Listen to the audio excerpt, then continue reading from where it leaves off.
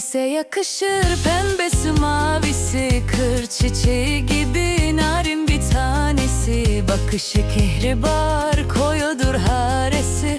Ummanlarda saklı sanki dürdanesi.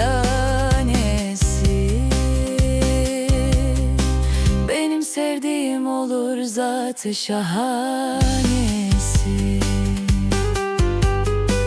Benim sevdiğim olur zatı şahanesi.